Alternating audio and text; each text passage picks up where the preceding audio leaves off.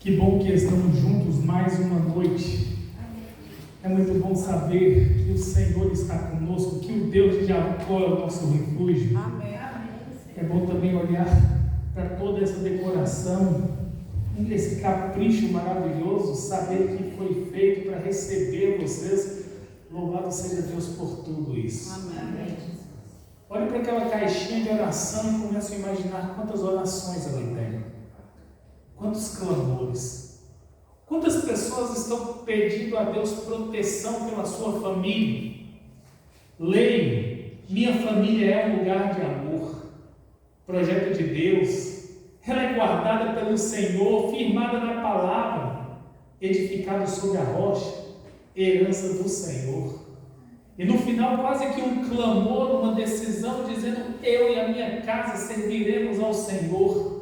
E como disse para vocês ao longo desses dias que aqui estamos, a teoria e a prática, existe um abismo muito grande entre eles. E é muito fácil falar bonito, é muito fácil ler, é muito fácil pregar. Quando na verdade nós olhamos para tudo isso e percebemos que enquanto seres humanos temos dificuldades. Ouvi algumas palavras lindas aqui, como por um exemplo, são todos os dias. Todos os dias. Um desafio todos os dias de andar com Deus, de cuidar da família, de entender que de fato somos criaturas do Senhor, somos do Senhor. Amém. E o Senhor tem interesse que nós estejamos bem. Falando sobre filhos, falando sobre casais. Aliás, quando olho ali dizendo que o filho é a herança do Senhor, eu entendo que esse é um clamor no coração dos pais que aqui estão, de cuidar muito bem dessa herança. Eu tenho feito apelo aos pais para orarem pelos filhos. Tenho feito apelo para os esposos para orar uns pelos outros. Ore pelos seus sonhos também. Ore ao Senhor para que as promessas dele em relação ao seu casamento, a sua família, seja cumprida para a glória do Senhor. Que vocês possam estar juntos sempre. Não desistam um do outro, porque eu sei que essa é a vontade de Deus para a sua vida. Amém. No ano 2011 eu perdi o meu pai. Eu gosto de repetir essa história, porque é uma história de oração. Eu perdi o meu pai, nós ficamos tristes, obviamente. No entanto, uma frase me chamou a atenção ali, quando estávamos naquele período muito difícil.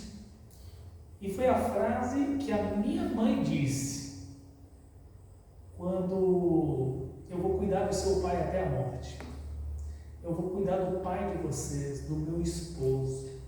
O meu pai nunca foi um bom esposo. Era um bom pai, mas não era um bom esposo. E os filhos, obviamente, que amavam tanto a mãe, ficavam um pouco chateados pelo meu pai não aproveitar a mulher que é a minha mãe. Ele não aproveitava os momentos, não tratava bem. Era muito difícil o relacionamento. Mas eu me lembro que quando ele faleceu, a minha mãe chamou os filhos e disse: olha, estou muito triste, é verdade, mas eu queria dizer para vocês que não é surpresa, para que vocês não sejam pegos de surpresa. Mas a partir de hoje eu começo a orar a Deus para que Ele me dê um esposo que eu nunca tive. E ela começou a orar ao Senhor. E sabe, todas as vezes que eu olho para Alencar, o esposo da minha mãe, lembra que eu tive o privilégio de casá-los. Foi um casamento lindo. Ela exigiu tudo que um casamento precisa, assim. Foi fantástico. Talvez quase 500 pessoas em um auditório, coisa bonita, minha mãe entrando com aquela, imposição. Enquanto que eu estava ali olhando para ela, eu entendia que aquele era um pedido que ela já havia feito para Deus. Ali eu comecei a entender que Deus leva a sério as nossas orações. Quando eu olho para o Alencar cuidando das unhas da minha mãe, eu começo a lembrar onde ela pediu isso para Deus. Ele cuida tão bem dela. Eu louvo a Deus porque Deus, Ele ouve as nossas orações, quer seja para fazer milagres em nossa casa, em nossa família, para dar para nós aquelas bênçãos que Ele prometeu, e nós louvamos a Deus por isso. Portanto, não desista de orar, não desista de buscar ao Senhor, ore juntos, não desista do seu filho, não desista do seu cônjuge, não desista de maneira nenhuma, porque eu tenho certeza que o nosso Deus, Ele tem milagres extraordinários para realizar na sua vida, na sua casa, e eu oro para que isso torne real, em nome de Jesus. Amém. Gênesis, o capítulo 2, esse é um clássico, é o clássico do casamento. Embora nossa ênfase foi em alguns momentos ou que nós passamos no casamento, também nos filhos, mas hoje eu gostaria de concentrar um pouco nessa relação que origina todas as outras coisas, todas as outras relações, a relação do casal.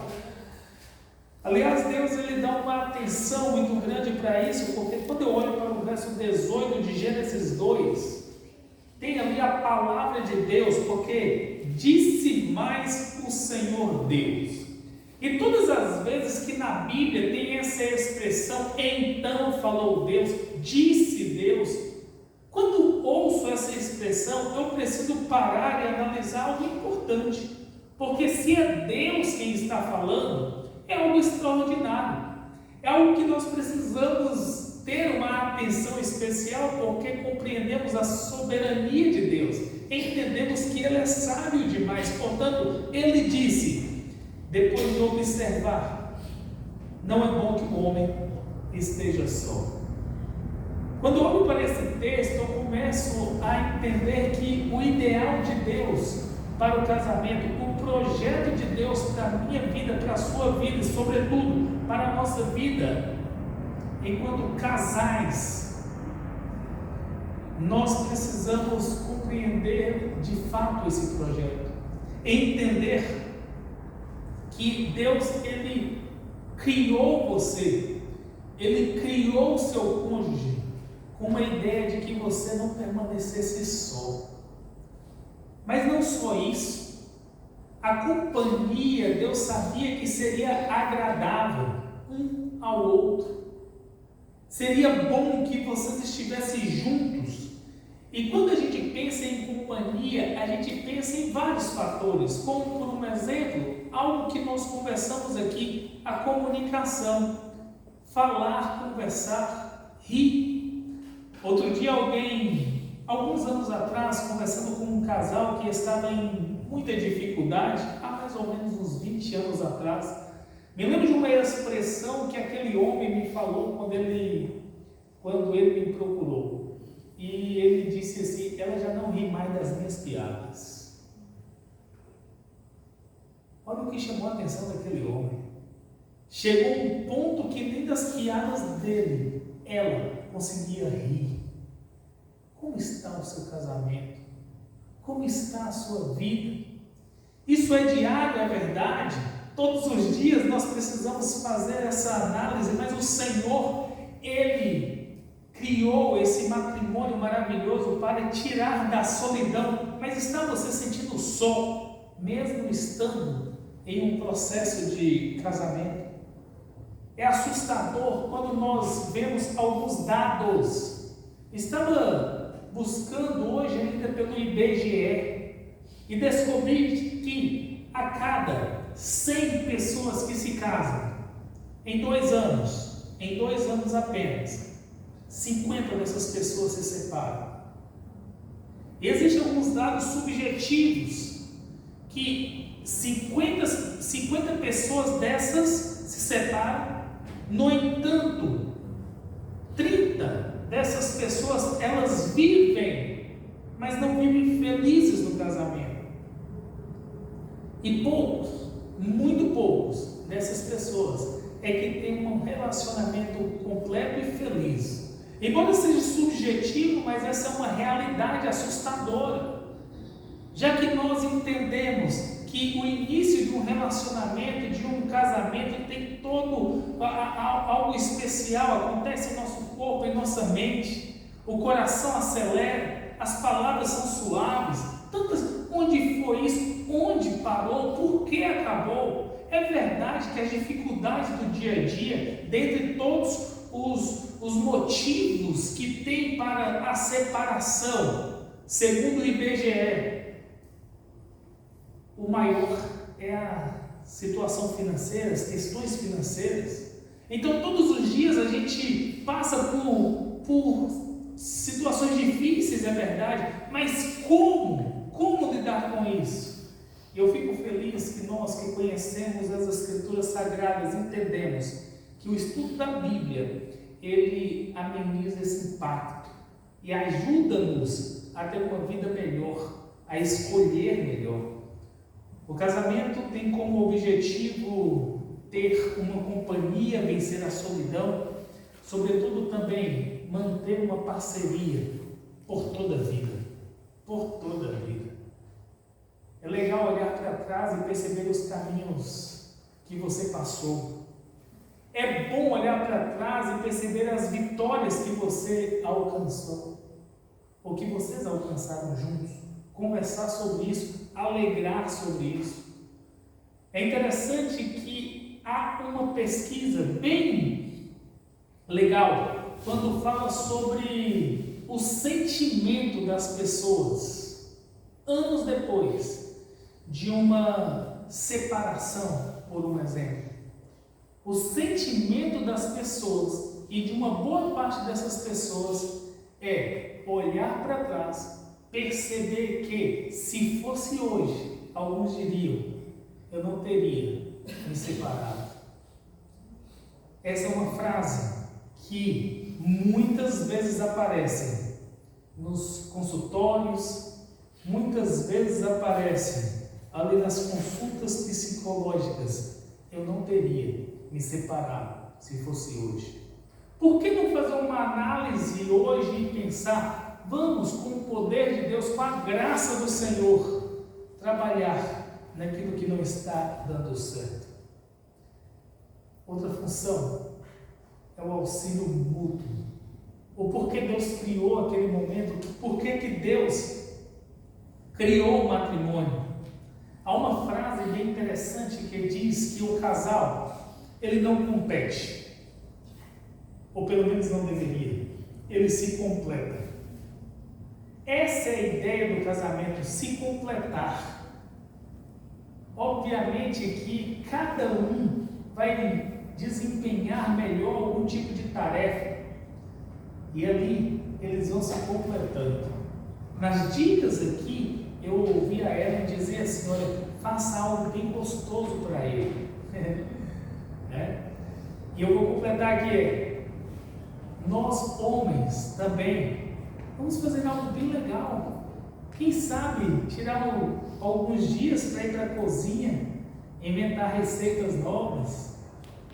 E muitas vezes nós somos tão bombardeados numa sociedade tão machista que isso soa estranho aos nossos ouvidos, quando na verdade o papel do casal é se completar.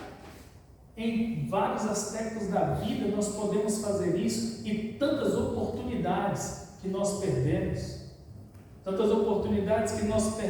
em não passar tempo, em não fazer aquilo que deveria ser feito. Talvez você diz, eu não tenho tanto tempo para o meu relacionamento, mas vive online na internet. Você percebe que tem tantas coisas que estão roubando o nosso tempo, e nós precisamos trabalhar com isso. O casal precisa fortalecer um ao outro espiritualmente, ao invés de criticar. Quando percebe que o outro não está tão bem, por que não criar um ambiente melhor para que ele esteja bem? E não criticar. Como foi dito aqui hoje, a palavra dita ao seu tempo certo são palavras preciosas, como maçãs de ouro e salvas de prata. Assim a palavra dita ao seu tempo certo, já dizia o sábio Salomão, quantas vezes nós falamos o que tem que ser dito, mas no tempo errado. E ainda dizemos assim: eu sou verdadeiro, eu falo mesmo, como se isso fosse alguma vantagem. Por que não esperar um melhor momento, onde conversar, colocar o seu ponto de vista? Nós falamos essa semana sobre ouvir mais, e companheirismo exige isso, ouvir o que a pessoa tem para te dizer. Talvez a melhor pessoa que enxerga suas deficiências de caráter é exatamente o seu cônjuge. E talvez ele está quase que gritando e você não está entendendo, porque você o vê como um adversário, ao invés de você vê-lo como alguém que te completa. Portanto, em nome de Jesus, que nós hoje podemos tomar ou possamos tomar essa decisão incrível de ouvir mais um ao outro, mas sobretudo ser humilde o suficiente para reconhecer que o outro, em muitas vezes, tem a razão, ele te conhece. É verdade que não é tão fácil assim ouvir as observações. A minha esposa sempre faz observações, e às vezes a gente fica um pouco chateado, né? É bem interessante, a gente conversa, a gente brinca, porque a minha esposa, todas as vezes que eu estou pregando, às vezes eu preparo um sermão, você sente quando o sermão sai bem elaborado, você sente quando o sermão tocou, alcançou as pessoas, e às vezes eu fico todo empolgado, entro no carro para ir embora, e aí a minha esposa diz: olha, você conjugou vários verbos errados. Você falou, Nanda, você fala de tantas pessoas que pregam bem, mas comigo é só crítica. Ela sempre diz: filha, porque eu te amo e quero ver você falar bem ali com as pessoas. Ela conhece as minhas limitações, ela sabe quem eu sou. Aí eu pergunto para você: é fácil? Claro que não. Somos seres humanos. E ser humano, nós muitas vezes queremos ouvir palavras doces aos nossos ouvidos. Só tem que a Bíblia, ela deixa a gente deixa bem claro para todos nós, que as pessoas, elas são provadas pelos louvores que recebem. Muitas vezes o que você precisa receber é exatamente o que você está recebendo do seu cônjuge. Portanto, preste atenção. Se até hoje você não prestou atenção, que hoje seja o dia da bênção. Ore ao Senhor e diga: Senhor, em nome de Jesus, ajude eu a entender que essa mulher sabe que o Senhor colocou ao meu lado, ou que este homem sabe o que o Senhor colocou ao meu lado. O Senhor colocou para me ajudar, para me orientar, para me auxiliar. Portanto, lembre-se sempre que o casal, ele não compete, ele se completa. Amém. Fale das suas dificuldades, quer seja ela até algum tipo de dificuldade que te inibe a falar com a sua esposa ou com o seu esposo. Acredite, ele é o melhor parceiro, ela é a melhor parceira que você pode abrir o coração nesse sentido. Portanto, fortalece o outro do ponto de vista espiritual, mas também do ponto de vista emocional.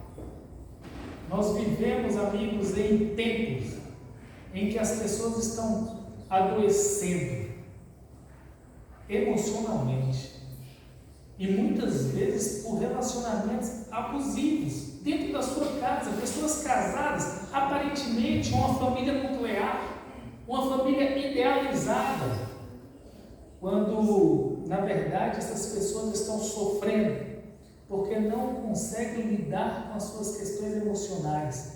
E tem tantos problemas emocionais hoje entre nós, e precisamos lidar com isso e ajudar o casal nesse sentido, o cônjuge nesse sentido. São tantas preocupações, mas também nas questões materiais. Obviamente que nós precisávamos de um momento inteiro para falar sobre essa questão, e aí a gente entra na questão da finança, na programação de vida, nos planos, nos sonhos, naquilo que nós podemos fazer, naquilo que nós conseguimos alcançar, mas nós precisamos ajudar um ao outro, quer seja economizando, quer seja dando dica, quer seja compreendendo e até mesmo, em muitos momentos, contentando, porque o contentamento é fundamental para o equilíbrio financeiro. Então, vocês percebem aqui nesta noite que nós olhamos sob o ponto de vista bíblico e trazemos para as questões práticas, porque é importante demais ter essa força que vem um do outro, mas sobretudo que é Deus quem nos dá. A unidade, a formação de uma família é sempre um desafio, mas a permanência dessa aliança talvez seja o maior legado, talvez seja o melhor exemplo, a melhor aula que nós podemos dar para os nossos filhos. Permanecer a despeito de, talvez é o melhor sermão que nós podemos oferecer para os nossos filhos. O meu trabalho é um trabalho muito dinâmico e você sabe. Às vezes eu saio bem cedo. Eu vejo os meus filhos à noite e é muito ruim quando chego em casa e eles já estão dormindo. Quando eu não os vejo durante o dia. A minha esposa um dia me chamou a atenção e disse: Daniel, você acorda muito cedo. E a minha preocupação é que você sai cedo de casa, volta à tarde. E eu sei que você ajoelha, eu sei que você ora, mas os meus filhos não sabem. Estou preocupado porque você não está ajoelhando na frente dos nossos filhos, e isso é importante. Olhar para os nossos filhos. Quando você fala, quando você conversa dentro de casa com o esposo, com a esposa, o tom da sua voz é uma palestra para os seus filhos, porque eles estão vendo, a despeito da idade que tem, causa pânico nos seus filhos quando percebem que os pais, eles não vivem bem. Portanto, nós precisamos, obviamente, cuidar desses detalhes. Eu volto para o capítulo 2, e aí eu percebo que Deus, Ele criou a mulher, Ele fez todo aquele momento especial, e Ele criou a mulher, e você sabe o contexto da costela de Adão. O verso 22 diz: e a costela que o Senhor Deus tomara do homem transformou numa mulher. E aí eu li esse texto apenas para destacar: e lhe trouxe. O Senhor trouxe a mulher ao homem. Eu gostaria de fazer um apelo a você esta noite. Entenda que essa pessoa que Deus colocou ao seu lado, que você teve a oportunidade ou tem a oportunidade de conviver, foi Deus que lhe deu. Foi Deus que lhe trouxe. Eu sei que você pode pensar, mas foi uma coincidência, porque foi assim. Não, eu não sei qual foi o mecanismo que foi usado, mas foi Deus que lhe trouxe. A Bíblia deixa claro isso, é Deus que nos presentia. Portanto, quando você falar com essa mulher, quando você falar com esse homem, quando você pensar sobre eles, lembre, é um presente de Deus. É um presente de Deus para você. Portanto, e Deus lhe trouxe. Eu gosto desse poema que Adão ele diz quando vê aquela bonita mulher: esta afinal é osso dos meus ossos, é carne da minha carne, chamar-se-á varoa, porque do varão foi tomado. E o verso clássico, o verso 24: por isso deixa o homem pai e mãe e se une à sua mulher, tornando os dois uma só carne. Esse texto é um texto bem sugestivo. Eu costumo dizer que esse texto é um texto contra a cultura, Porque alguns anos atrás, até a década de 80 e 90, mais ou menos, acontecia um fenômeno social chamado de ninho vazio. Quando os filhos iam para a faculdade, quando os filhos viajavam, iam morar em outra cidade, e os pais que estavam acostumados com aquele movimento em família, eles sentiam muito e precisavam muitas vezes de ajuda profissional para lidar com aquele momento em que eles estavam vivendo.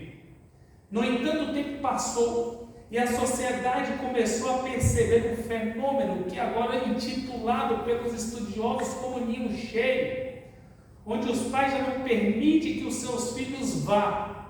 Isso tem prejudicado muito as famílias.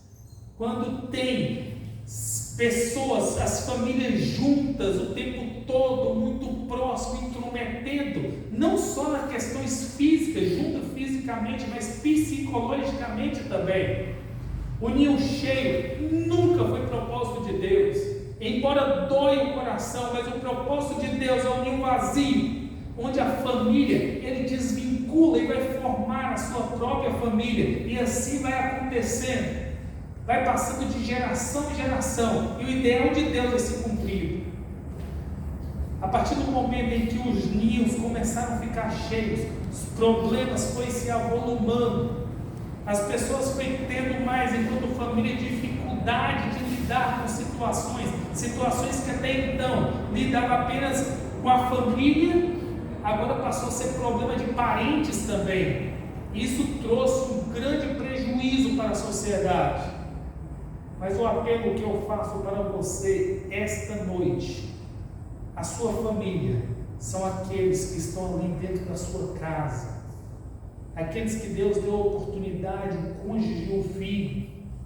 Essa é a sua família que você precisa cuidar. É verdade que conselhos são bem-vindos conselhos, você pode utilizá-los ou não, mas aqui com a sua família você tem uma grande responsabilidade de ser um homem, a mulher de Deus, que vai reger aquele momento tão especial, que vai marcar a vida de pessoas ali dentro daquele lar.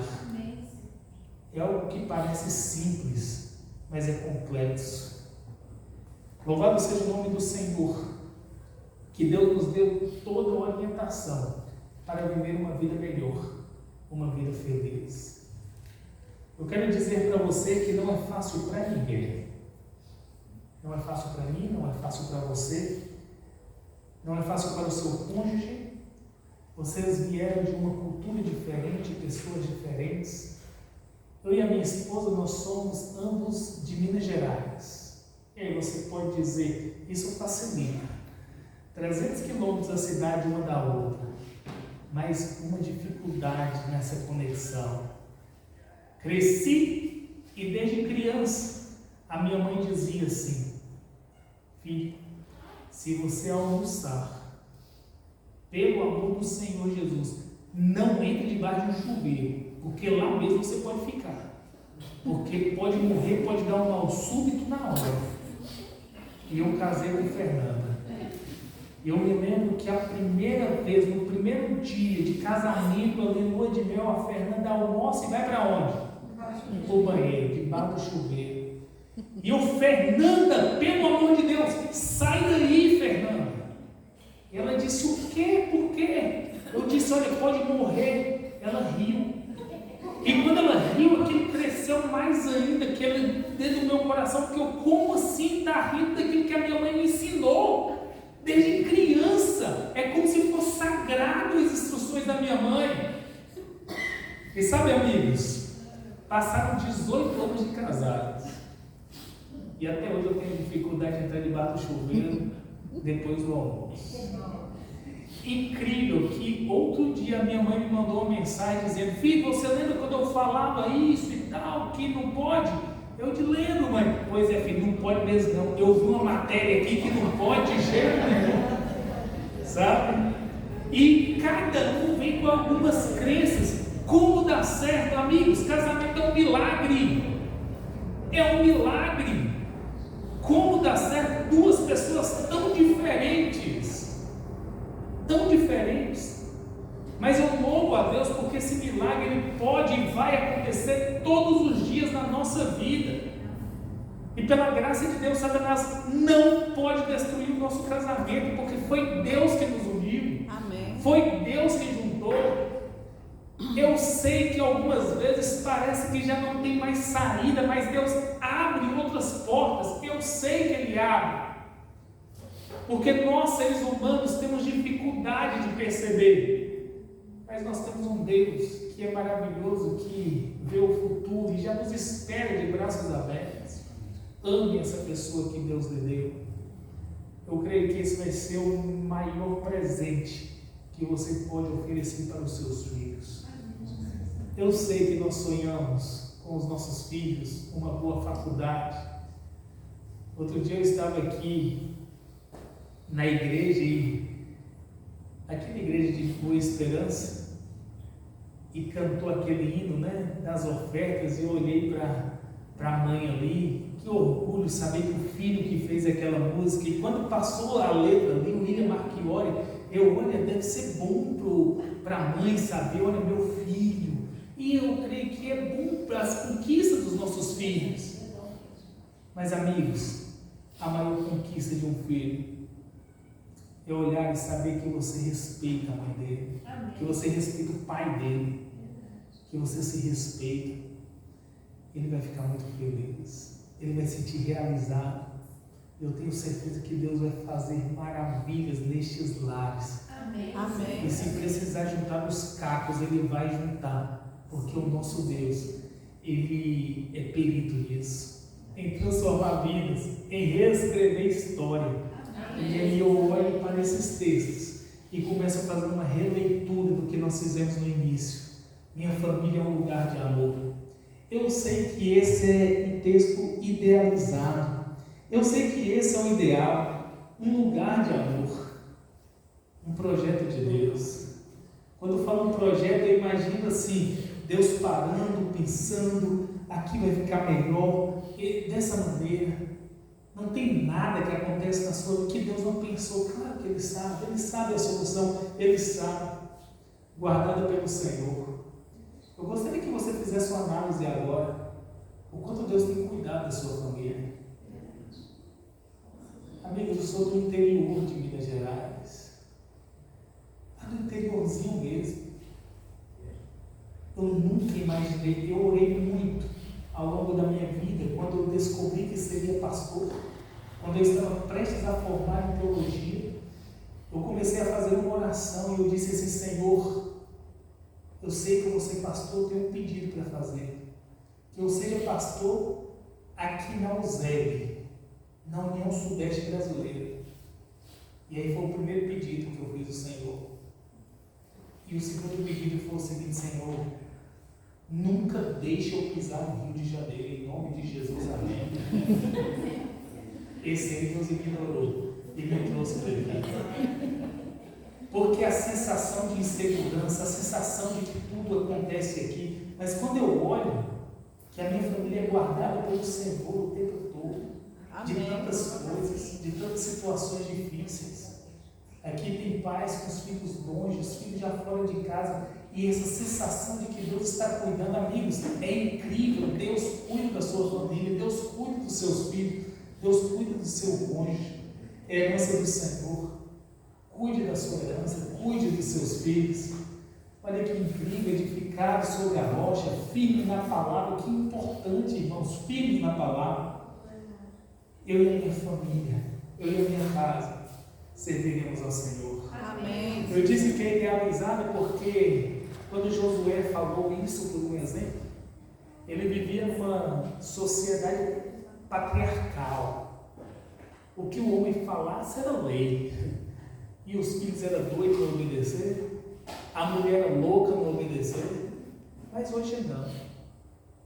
Hoje nós precisamos pedir muito a Deus para dizer: eu e a minha casa serviremos ao Senhor. Amém. Nós vivemos uma sociedade diferente, onde os nossos filhos podem decidir em qualquer momento: não quero mais. Onde o cônjuge pode dizer: não estou afim. Mas em nome de Jesus, essas famílias serão abençoadas. Amém. E nós vamos servir ao Senhor com alegria ao longo da nossa vida, pela graça de Deus. Amém. Vamos ouvir então essa mensagem musical para a glória do Senhor. Enquanto essa mensagem estiver sendo cantada, por favor, coloque a vida da sua família nas mãos de Deus. E eu tenho certeza que Ele vai fazer milagres. Ele já está fazendo e já fez tantos. Amém.